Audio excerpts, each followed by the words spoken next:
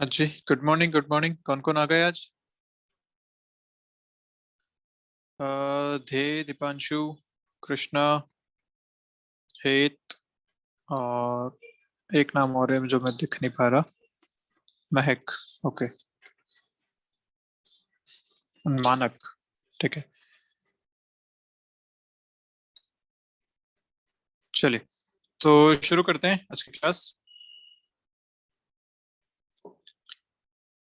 आज अपन बात करने वाले हैं वेव ऑप्टिक्स के क्वेश्चंस की। तो चलिए, पहला क्वेश्चन आपके सामने है। बारिश भी शुरू हो गई है। ओके। शायद आपको ये डायग्राम अच्छे से नहीं दिख पा रहा होगा। मैं डायग्राम को आपको बता देता हूँ अच्छे से क्या सीन है यहाँ पे। देख लीजिए कि ये वही अपना वाईडीएसी का सेटअप है। इस वाईडीएसी सेटअप में ध्यान से देखें तो यहाँ पे थोड़ा सा मटेरियल चेंज किया हुआ है। इसके पास जो मटेरियल है वो म्यू 2/T है, ऐसा। ठीक। यहाँ पे सोर्स था, इससे वो दोनों है। वाटर यहाँ पे म्यू 1 है। और एक स्लैब यहाँ पे रख दी गई है। पूरा पानी है, इस पानी में यहाँ पे एक स्लैब रख दी गई है। इस स्लैब की जो थिकनेस है वो T है और म्यू 2 इसका रिफ्रैक्टिव इंडेक्स है। ये आपका क्वेश्चन है। तो पूछा गया, बताइए ऑप्टिकल पाथ डिफरेंस कितना होगा।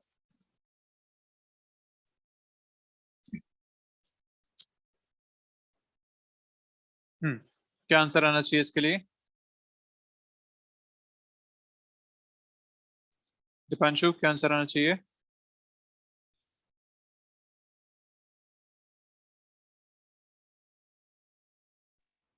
Sir c option. C option. ये आ, थोड़ी सी गलती है इसमें।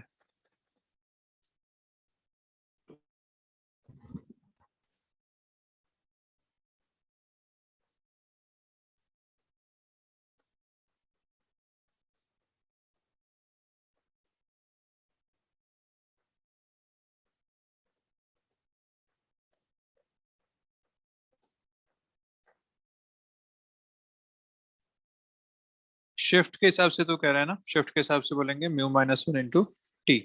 इतना शिफ्ट इसमें हो जाएगा। आपसे पूछा गया पाथ डिफरेंस। तो बेसिकली यहाँ से जब रे निकलेगी तो ये जो रे यहाँ पहुंच रही है और जो रे यहाँ पहुंचेगी, इन दोनों में थोड़ा सा पाथ का डिफरेंस होगा बिकॉज ऑफ द शिफ्ट। ये अपने को देखना है। तो शिफ्ट होता है μ-1 × T। Mu is mu 2 -μ 1 × T। ये ऐसा रहता है। ये वन कहाँ से आया था? ये वन आया था जो सराउंडिंग है वहां से। तो ये थोड़ा सा डिफरेंस है। जो लेंस वाला फॉर्मूला लिखते हैं ना, उस लेंस वाले में अपन लिखते हैं μ लेंस/μ सराउंडिंग -1। वहां ये आता है 1/r1 -1/r2। This was the lens formula. इसमें जब आप म्यू लिखते हो तो μl/μs करते हो। जबकि शिफ्ट के केस में जब लिखते हो ना तो ये वन सराउंडिंग वाला है यहाँ पे। तो ये वन सराउंडिंग के केस में आ जाएगा म्यू 2 -μ1 × T। तो आपका आंसर आना चाहिए ऑप्शन डी। ये इसका आपका आंसर है। तो थोड़ा सा यहाँ पे आपको ध्यान रखना पड़ेगा। लेंस के केस में म्यू को आप कन्वर्ट करेंगे μ/μ से, जबकि शिफ्ट के केस में ये one is for the surrounding.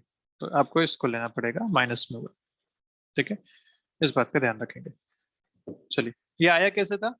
आया ऐसे था कि अगर ये टी थिकनेस है तो यहाँ एक रे जो बाहर चल रही है, एक रे जो इसमें जाएगी तो वेलोसिटी कम हो जाएगी, टाइम इसको ज्यादा लगेगा। तो वेलोसिटी म्यू से कम हो जाती थी। यहाँ से हमने निकाला था μ-1। तो वन था इसके करस्पॉन्डिंग जो एयर में चल रही थी। अब ये यहाँ पे ऑलरेडी म्यू 1 में चल रहा है तो म्यू 1 अपने आपको यहाँ पे यूज करना पड़ेगा। तो mu 2 -μ1 × T is your final answer. देखिए नेक्स्ट।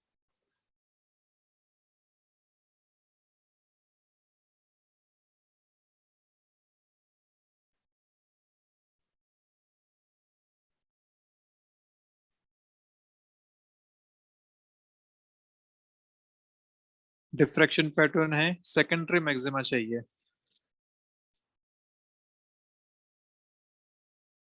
कहाँ मिलेगा सेकेंडरी मैक्सिमा?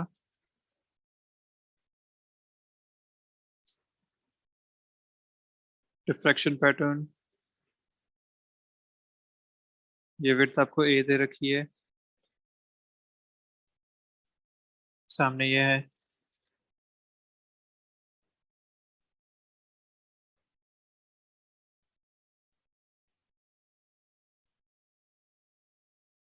ये होता है प्राइमरी मैक्सिमा। फिर सेकेंडरी मैक्सिमा, याद है ये होता है वाईडीएसी का अपोजिट।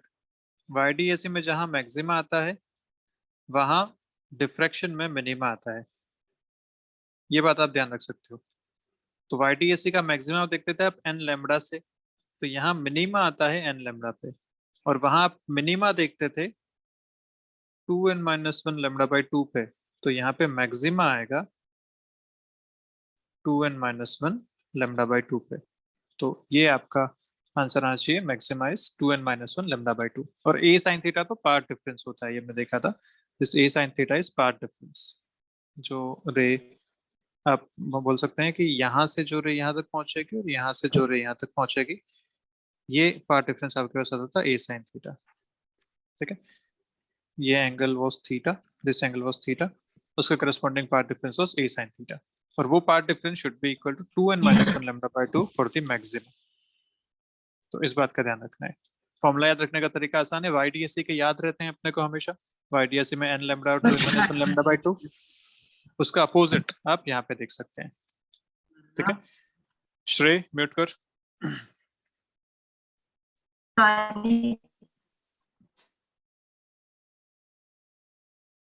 ओके, नेक्स्ट क्वेश्चन देखते हैं। फ्रेनेल बाइप्रिज्म एक्सपेरिमेंट है, याद है कैसा होता था फ्रेनेल बाइप्रिज्म? इस तरीके से दो प्रिज्म रखे होते थे, यहाँ पे एक सोर्स होता था, यहाँ से लाइट जाती थी, वो डिफ्रेक्ट ऐसे रिफ्लेक्ट होती थी और फिर फाइनली आगे जाके मिलती थी। The two positions of the lens give separation between the slits as 16 centimeter and 9 centimeter respectively. What is the actual distance of separation? तो ये आप सीधा फॉर्मूला याद रख सकते हैं। अगर दो पोजीशंस आपको दे रखी हैं R1 और R2, आप इनको मान लीजिए। R1 आपको यहाँ पे दे रखा है 16 सेंटीमीटर, लेंस पोजीशन है 9 सेंटीमीटर, तो जो एक्चुअल डिस्टेंस सेपरेशन की होती है वो आती है √R1R2। ये फॉर्मूला आप याद रखेंगे।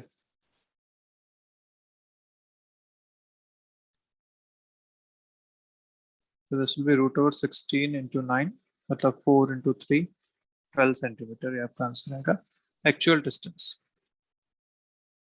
ठीक है, लेंस के दो पोजीशंस हैं, वो सेपरेशन बिटवीन स्लिट्स देती है 16 और 9 सेंटीमीटर्स, तो एक्चुअल डिस्टेंस ऑफ सेपरेशन ये आएगा।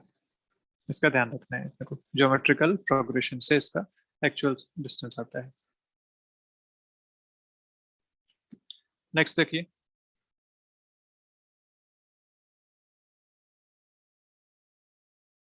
variation of electric field vector with time for a circularly polarized light। Electric field का वेरिएशन कैसा होगा फॉर अ पोलराइज्ड लाइट, ये पूछा गया है।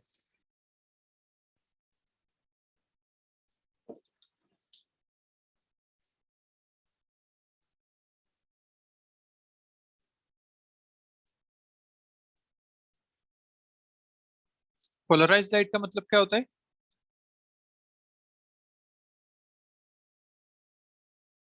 लाइट को एक प्लेन में, मून तेरी आवाज बहुत कट रही है। लाइट को एक प्लेन में लाते हैं उसको बोलते हैं ना। हाँ, पोलराइजेशन मतलब एक ही प्लेन में सारे के सारे अपना इलेक्ट्रिक फील्ड के वेक्टर आ जाने चाहिए। और हम जानते हैं कि जब आप एक प्लेन में ले आते हैं तो इलेक्ट्रिक फील्ड वेरी नहीं करता, फिर इलेक्ट्रिक फील्ड कांस्टेंट रहता है उस प्लेन वाला। तो आप कह सकते हैं कि yes, electric field should be constant, ये इसका आंसर आ जाएगा। पोलराइज्ड लाइट होने के बाद electric field is a constant. Next, two sources of light of wavelength, ये और ये, यूज्ड इन YDAC साइमल्टेनियसली, एक साथ डाले गए हैं। Okay, which order of fringes of two wavelength pattern coincide. बता तू जल्दी से आप मुझे, कौन से ऑर्डर के फ्रिंजेस इसमें कॉन्साइड करेंगे।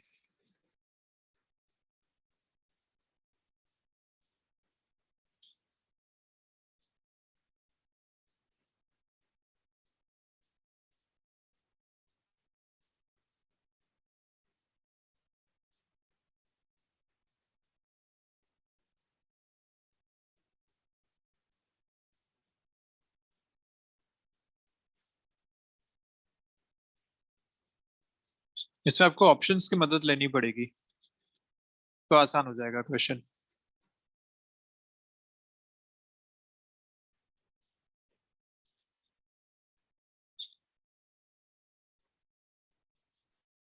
देखो ऑप्शंस कैसे दे रखे हैं, third order, fifth order, seventh order, fifth order, fifth order, third order, fifth, seventh, सब में दो दो का डिफरेंस है, हर एक में दो का डिफरेंस है।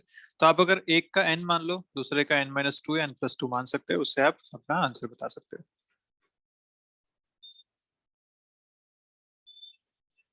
मान लो एक का nth ऑर्डर की फ्रिंज है तो दूसरे की n-2 की फ्रिंजेस हैं, इन दोनों से आप अपना लिखिए, आंसर बताइए। और ऐसा नहीं भी करना है तो n और m मान के भी कर सकते हो, दो वेरिएबल मान के कर सकते हैं, इसमें भी कोई दिक्कत नहीं है। कॉन्साइड कर रही है मतलब क्या हो गया, यहाँ पे दोनों साथ में मिल रही हैं तो ये y इनका सेम होना चाहिए।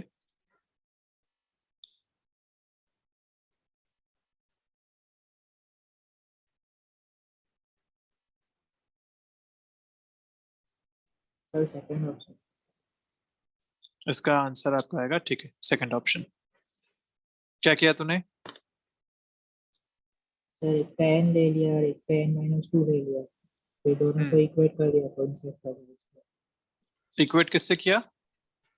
मतलब फ्रिंज फ्रिंज विड्थ सेम आएगी ना, हाँ फ्रिंज विड्थ सेम है तो n लैम्डा बाई a होगा ना, तो दोनों की फ्रिंज विड्थ सेम होगी। एक में हाँ n लैम्डा बाई a होगा, एक में n-2 लैम्डा बाई a होगा। ठीक है, ठीक है। तो बेसिकली बस आपने यहाँ का nth ऑर्डर इसका मान लिया मान लीजिए, और n-2 ऑर्डर इसका मान लिया आपने।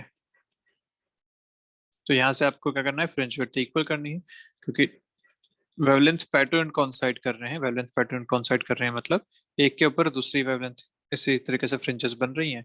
फ्रिंज विड्थ दोनों के सेम करनी है, फ्रिंज विड्थ का फॉर्मूला आता है n λ/d, तो आप वहां से कर सकते हैं इसे, और d दोनों के लिए कांस्टेंट है तो n λ1 और n-2 λ2, ऐसा इसको किया जा सकता है। यहाँ से आप सॉल्व करेंगे तो n और n-2 की वैल्यू आपको यहाँ से मिल जाएगी। सो आंसर इज 7, दोनों दे रखा है, ये 25 है, 3500 है। चलिए नेक्स्ट देखते हैं।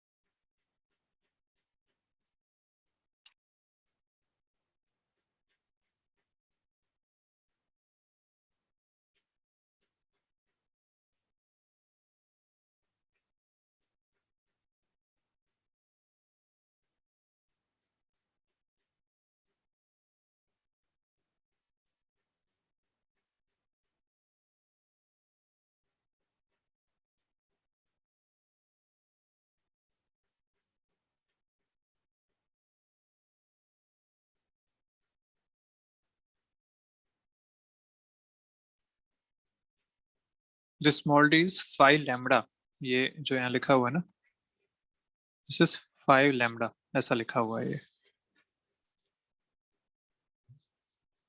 ठीक है, मैंने दे भी रखा है, lambda is the wavelength.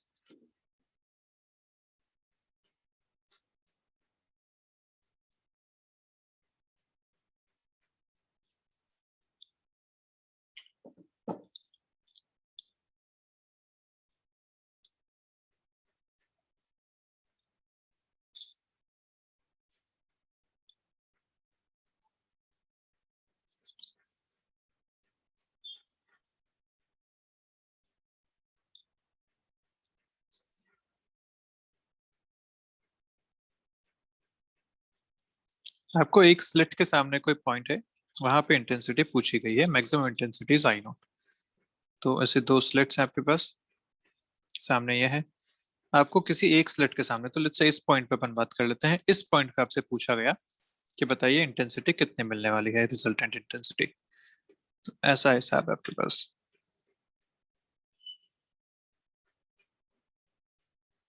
Intensity का फॉर्मूला क्या होता है, आई नॉट कॉस स्क्वायर 5/2। जब दोनों से सेम इंटेंसिटी लेते हैं, यहाँ से भी आई नॉट है, इधर से भी सेम इंटेंसिटी अगर चलती है, तो आप इस तरीके से फॉर्मूला बना सकते हैं अपना। तो बेसिकली आपको फाई चाहिए, या पार्ट डिफरेंस अगर मिल गया तो फाई मिल जाएगा, फेज डिफरेंस मिल जाएगा, उससे बताइए क्या आंसर आना चाहिए।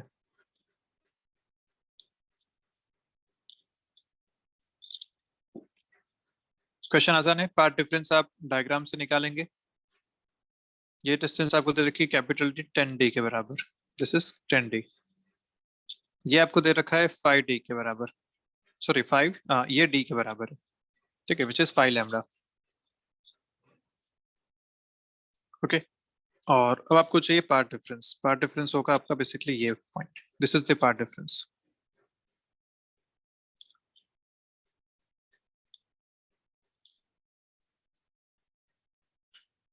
निकालो कितना आएगा पार्ट डिफरेंस।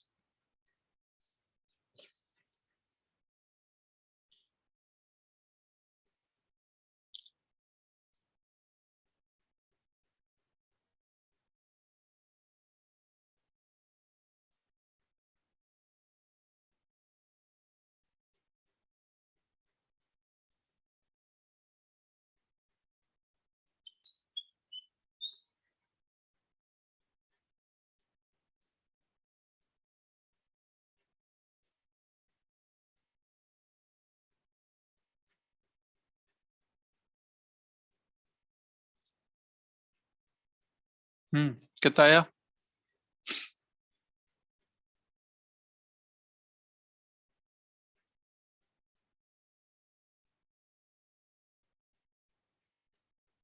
बोलो भाई। बी। आंसर इसका आएगा बी। बी तो गलत है। पहले तो मुझे पार्ट डिफरेंस बताओ कि पार्ट डिफरेंस कैसे निकालोगे, ये पार्ट डिफरेंस कैसे निकालोगे, इतना बताओ।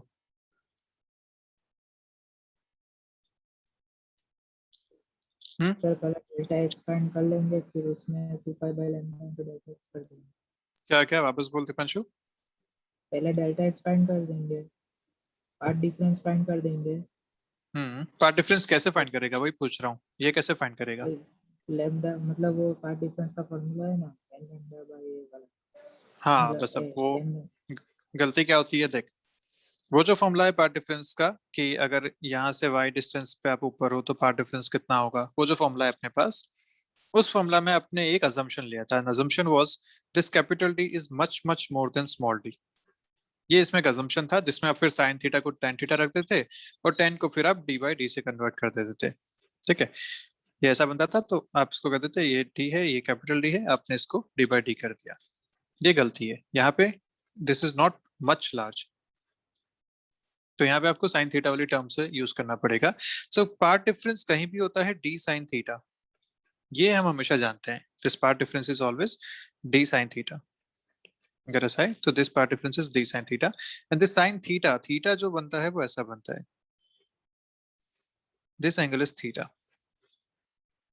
तो बेसिकली आपके पास ये जो ट्रायंगल बन रहा है बीच वाला, मैं इसको बना देता हूँ, आपके पास ये ऐसा एक ट्रायंगल बन रहा है यहाँ पे, this angle is theta, this distance is d by 2 and this is capital D। यहाँ पे आपको साइन थीटा देखना पड़ेगा, और उस साइन थीटा से फिर आप अपना आंसर लिखेंगे, समझे। तो करते हैं इसको, या आप चाहें तो थीटा पूरा भी ले सकते हैं।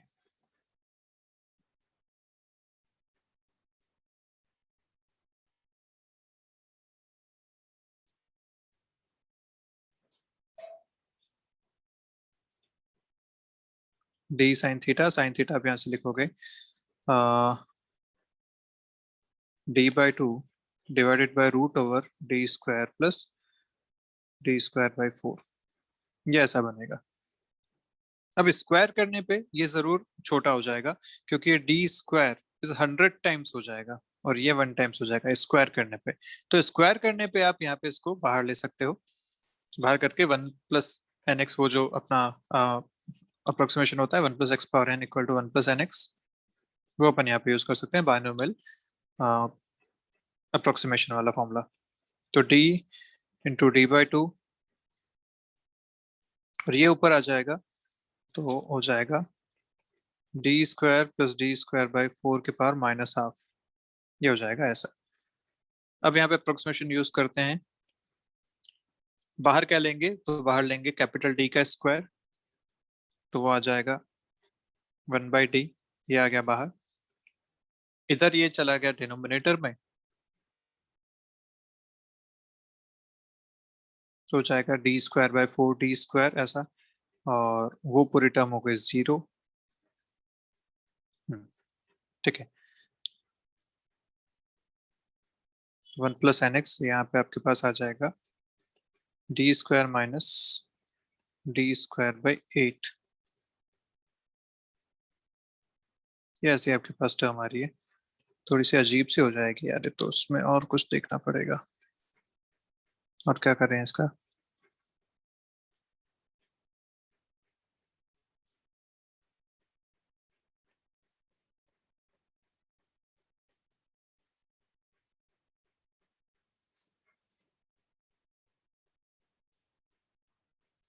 अभी भी इसको देखें तो ये 100d बन रहा है, this is approximately 100d minus D square by 8, 100d square.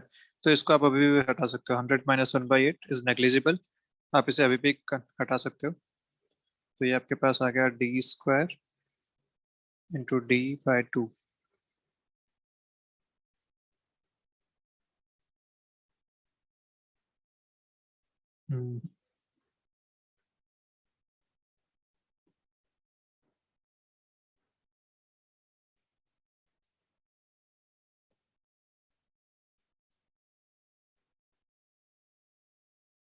नहीं यार ये तो गड़बड़ जा रहा है बहुत कुछ। सर इसमें आपने डिवीजन में वो ऊपर ले लिया, उसकी जगह नीचे डिवीजन में डी स्क्वायर बाई 4 नेग्लेक्ट कर दे तो आ जाएगा। यहाँ इसे अपन इसको नेग्लेक्ट कर देना सीधा, हाँ, तो आ जाएगा, मतलब तो वो इसमें आ से जाएगा। डी स्क्वायर बाई उसमें डी कैंसिल हो जाएगा, मतलब एक ही डी बचेगा। हाँ फिर ठीक है, क्योंकि अभी डी क्यूब जा रहा है, डी क्यूब मतलब तो और वो ज्यादा हो जाएगा। ठीक है, तो यहाँ पे इसको अपन यहीं से कैंसिल करते हैं, डी बाई 2 डिवाइडेड बाय, यहाँ से आ जाएगा डी, हो जाएगा डी स्क्वायर बाय 2d। ठीक है, दिस इज डेल्टा, अब अच्छा दिख रहा है ये। Okay, so this is delta now, D square by 2d। अब इसको सॉल्व कर लेते हैं, तो डी स्क्वायर तो ठीक है, 2d आपको दे रखा है 10d, यहाँ से आपके पास आ जाएगा d बाई 20। चलिए बहुत बढ़िया, और d आपको दे रखा है 5 लैम्डा, तो ये इसको लिखा जा सकता है 5 lambda by 20 which is lambda by 4। Okay, so अब आपके पास आ गया path difference is lambda by 4। Path difference आ गया तो ये निकाला जा सकता है 5, 5 can be written as 2 pi by lambda into part difference, तो 2 pi by lambda into lambda by 4, सो ये आ गया pi by 2। पार्ट डिफरेंस आ गया pi by 2। अब अपन इंटेंसिटी आसानी से निकाल सकते हैं, I equal to I not cos square pi by 2 से, so I is equal to I not cos square pi by 2, cos 90। अरे फिर गिला सर तो रहा है फाइव यार बाई कुछ, फोर आएगा, 5/4 आएगा। pi by 4 कैसे आएगा?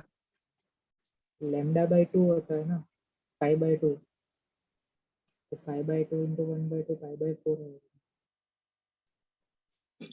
इस फॉर्मूला में कोई गड़बड़ है? सर इंटेंसिटी का formula I not cos square 5/2 होता है ना।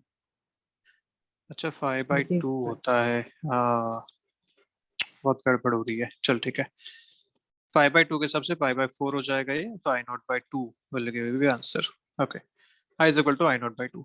ठीक है, ओके, सो कैलकुलेशन में मिस्टेक कर दी काफी सारी। चलिए देखते हैं नेक्स्ट क्वेश्चन, काफी टाइम इसी में चला गया।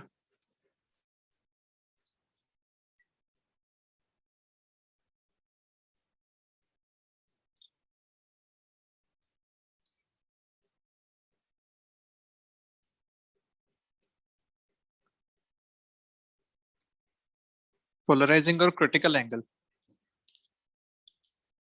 क्रिटिकल एंगल अपन ने पोलराइजेशन में कहीं देखा नहीं, इस क्वेश्चन को अपन बाद में देखते हैं, इसको बाद में मैं बताता हूँ। ये वाला बताइए।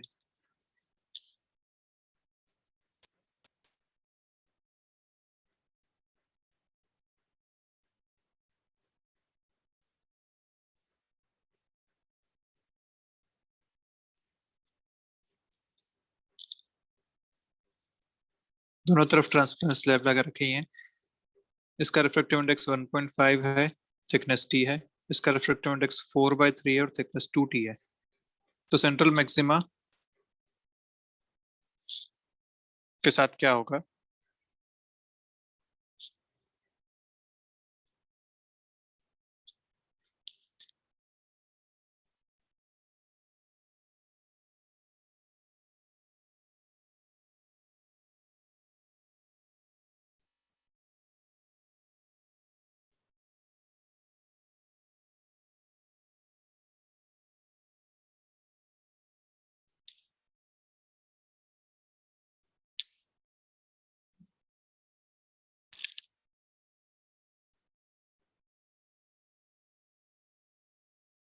One point five in T, 4/3 and 2t।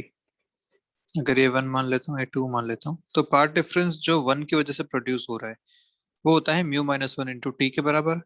1.5 minus 1 into T, 0.5 T path difference produce हुआ 1 की वजह से। अगर 2 की बात करें तो 4/3 माइनस 1 इंटू 2t, मतलब 2/3t विच इज 0.66t। ये पार्ट डिफरेंस प्रोड्यूस हुआ 2 की वजह से। अब यहाँ पे अपन देख पा रहे हैं कि जो 2 का पार्ट डिफरेंस प्रोड्यूस हुआ है वो ज्यादा है, और हमें चाहिए मैक्सिमा। मैक्सिमा कब मिलता है? जब पार्ट डिफरेंस हो जाता है 0। जब नेट पार्ट डिफरेंस 0 हो जाएगा तो मैक्सिमा मिलेगा। 0 या एन लैम्बडा हम जानते हैं। तो अपन 0 की बात करते हैं, सेंट्रल मैक्सिमा की बात। तो पार्ट डिफरेंस 0 करना है। कब 0 हो पाएगा? इस सेकंड की वजह से जो पार्ट डिफरेंस आ रहा है वो ज्यादा है। अगर मैं इन दोनों का नेट इफेक्ट देखूं तो आप मान लीजिए ये अगर 0 हो गया तो ये हो जाएगा आपके पास 0.16t के बराबर। ठीक है, मतलब इस सेकंड स्लैब की वजह से 0.16t का ऑलरेडी पार्ट डिफरेंस आ रहा है। यहां से चलते ही ये पार्ट डिफरेंस ऑलरेडी इसमें है। इसको अगर कवर करना है तो इसको ज्यादा चलना पड़ेगा, तभी तो ये लंबा पाथ लेगी। इसके पास ऑलरेडी पार्ट डिफरेंस है तो ये यहाँ पहुंचेगा। अब यहाँ दोनों मिलके बराबर हो पाएंगे, क्योंकि इसके पास जो पार्ट डिफरेंस है इसको कवर करने के लिए इसको थोड़ा ज्यादा चलना पड़ेगा। तब हम बोल सकते हैं कि दोनों का नेट पार्ट डिफरेंस होगा 0। तो इस बार जो सेंट्रल मैक्सिमा बनेगा वो थोड़ा सा नीचे की तरफ बनेगा। तो आपका आंसर क्या हो जाएगा? Shifts in negative y direction. ये क्लियर है या फिर से बताऊं एक बार?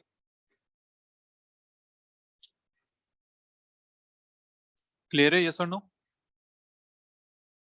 yes sir. श्रीलक्ष्मी क्लियर है? Yes sir. चलिए नेक्स्ट देखते हैं।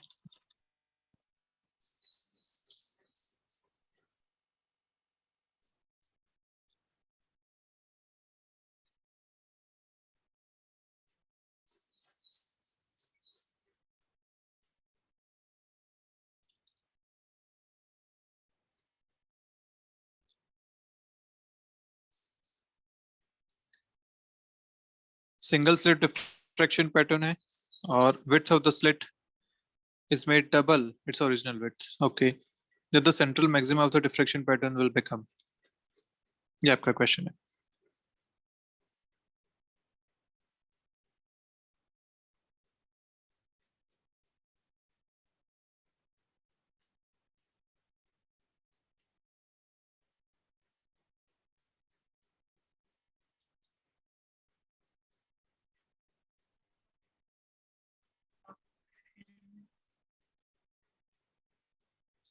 क्या बोला? आवाज नहीं आई।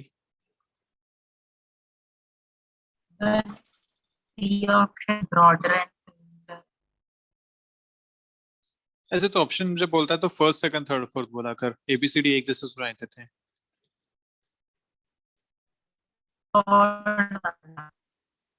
Third, broader and फेंटर। इसका जो आंसर दे रखा है वो नहीं, ये गलत है।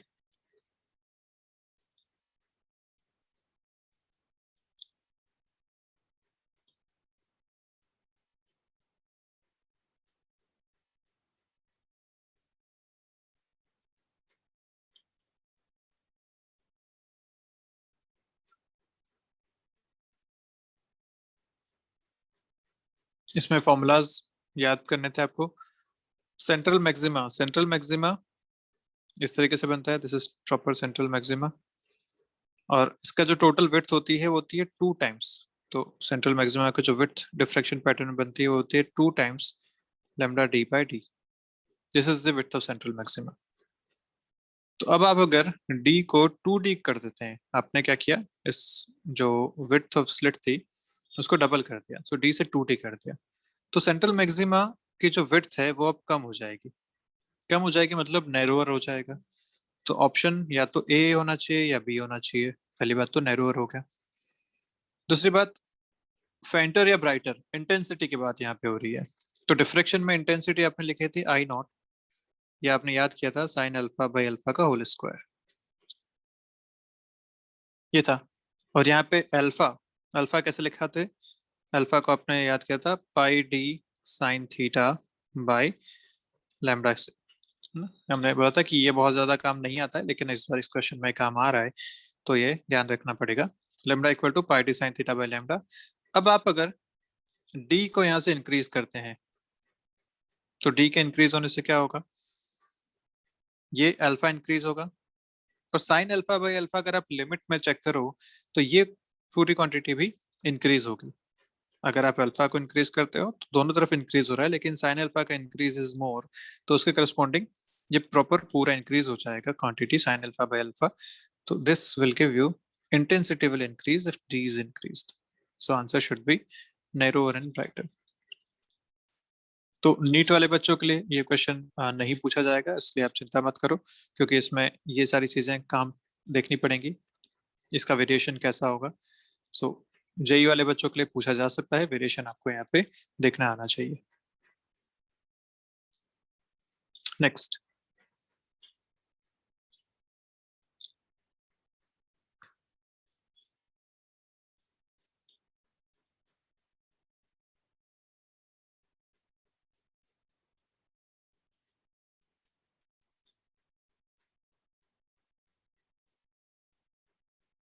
एक बीम ऑफ लाइट है, ग्लास स्लैब पे इंसिडेंस हो रही है, म्यू दे रखा है।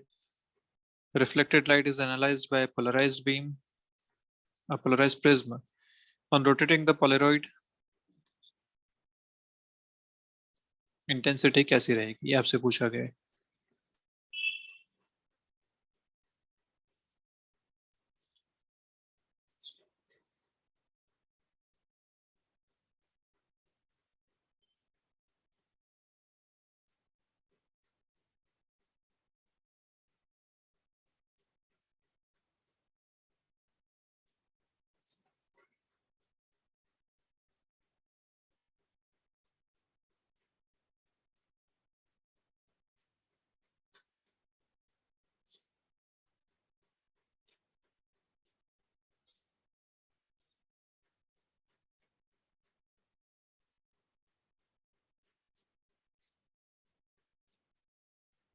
हम्म, किसी को कोई आइडिया लग रहा है कैसे करेंगे, एनीवन जो थोड़ा सा सॉल्व कर रहा हूँ।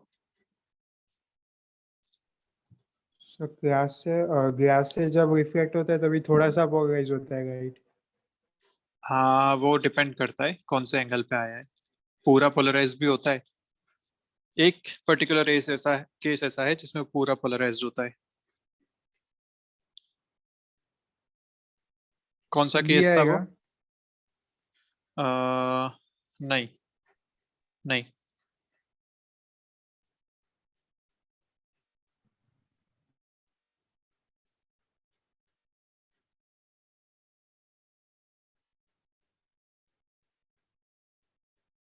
एक ऐसा एंगल था जिसपे प्लेन पोलराइज्ड लाइट रिफ्लेक्शन से मिलती थी, हमने हमने पढ़ा था पोलराइजेशन के तरीके।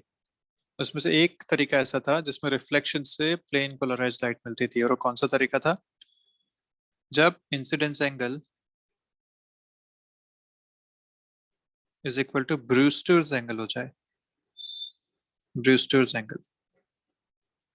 और ये क्या कंडीशन थी इसकी? कंडीशन थी जब म्यू इज इक्वल टू हो जाए 10i, तो ब्रूस्टर्स एंगल बन सकता था। This i is called as IB या ब्रूस्टर्स एंगल।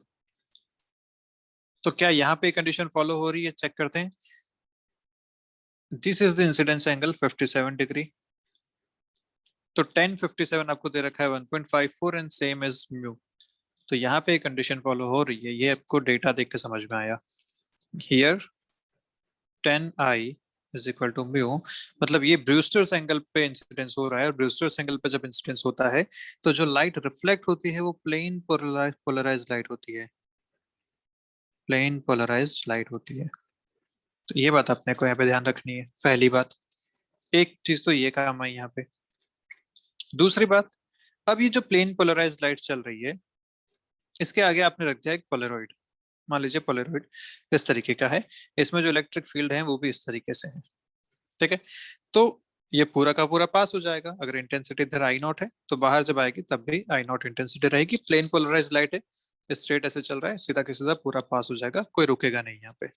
लेकिन अब आपको पूछा गया कि जैसे जैसे आप इसका एंगल चेंज करोगे on rotating the Polaroid, rotating the Polaroid मतलब आप इसका एंगल चेंज कर रहे हो, इसका जो पासिंग एक्सिस है वो धीरे धीरे चेंज हो रही है, इधर आ रही है, इधर आ रही है, इस तरफ आ रही है, ऐसे लगातार वो पासिंग एक्सिस चेंज हो रही है, ठीक है।